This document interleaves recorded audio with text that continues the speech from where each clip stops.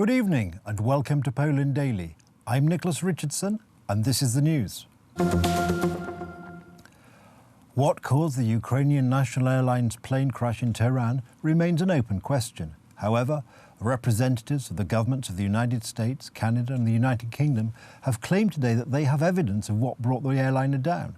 The crash on Wednesday morning could have been the result of Iranian anti-aircraft fire. Iranian authorities have categorically denied any responsibility for the air disaster.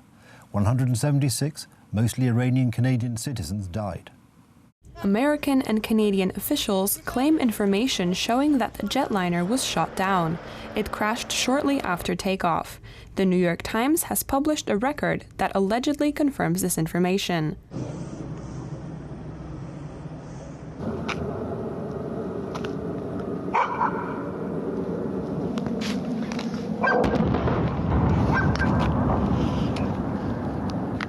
Both U.S. President Donald Trump and Canadian Prime Minister Justin Trudeau support this theory. We have intelligence from multiple sources, including our allies and our own intelligence, that indicates that the plane was shot down by an Iranian surface-to-air missile. This may well have been unintentional. In this new information reinforces the need for a thorough investigation of this matter. As the Prime Minister said today, Canadians have questions and they deserve answers. I would add to that that the world has questions and that the world expects answers. I have my suspicions. It was very, I don't want to say that because other people have those suspicions also. It's a tragic thing. When I see that, it's a tragic thing. But somebody could have made a mistake on the other side. Could have made a mistake. It was flying. It was flying in not our system. No, it has nothing to do with us. It was flying in a pretty rough neighborhood, and somebody could have made a mistake. Some people say it was mechanical. I personally don't think that's even a question. Personally. So we'll see what happens. I don't know. I really don't know. I don't want to get, that's up to them. At some point they'll release the black box. Ideally they'd get it to Boeing. When should we expect to see sanctions on Iran following the attacks? Immediately. It's already been done, yeah. We've increased them. They were very severe, but now it's increased substantially. I just approved it a little while ago with Treasury. Who will they be against and what sort of sanctions? Well, you'll see. I mean, we'll put out a minor announcement. It's actually a major event. Representatives of each country whose citizens died will participate with Iranian officials in the investigation. Citizens of 7 countries were killed, including Ukrainian, Swedish, Afghani, German, British, and 82 Iranians and 63 Canadians. Poland's parliament has overwhelmingly passed a resolution condemning statements made by Russian President Vladimir Putin. The Russian leader has, lately, strongly maintained that Poland played a significant part in causing the Second World War. Only one MP failed to vote. The Parliament of the Republic of Poland condemns the untruthful statements made by the authorities of the Russian Federation purporting to assign blame to Poland for the outbreak of the Second World War. Much emotion and controversy was generated by this photograph. The lone MP out of 460, Janusz Korwin-Mikke, refused to stand. MPs of his Confederation Party declined to comment on this extraordinary behavior. He was sitting over there, but I don't see him sitting over here. I can invite him over if you want. He will surely give a very interesting answer. Thank God I'm not Mr. Migge's spokesman, because this would be a difficult job. We are working together so well because in our party we don't have to agree, even on such important issues. You'd have to ask him. Korwin-Mikke attempted to explain himself afterwards via social media, emphasizing that he despises democracy. For the same reasons, I believe the Parliament shouldn't take on such matters like the Nobel Prize in Literature for Olga Tokarczuk. I believe it shouldn't be discussing what stupid things the Russian president said.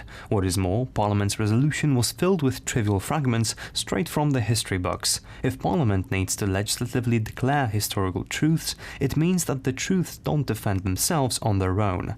Of course, in cases such as this, I wouldn't even appear in Parliament, but I was surprised by a sudden change in the order of the proceedings. proceedings. They say, when in Rome, do as the Romans do.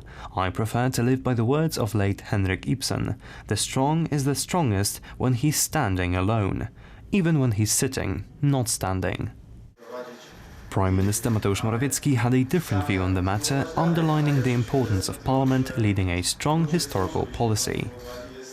Today, something important happened in the Parliament of the Republic of Poland. The provocative statements of Russian politicians falsifying Poland's history were met with a firm response by MPs of all political parties. A special resolution was passed unanimously by acclamation.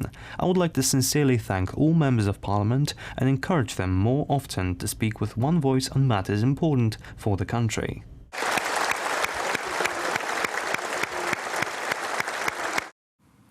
On Sunday, the next final of the Great Orchestra of Christmas Charity will take place. Today, during a pre-event press conference, the leader of the orchestra, Jerzy Owsiak, spoke about how he interested the Chinese ambassador in the project and that he was given a woven silk picture with a fish motif to be sold at an auction during this year's final.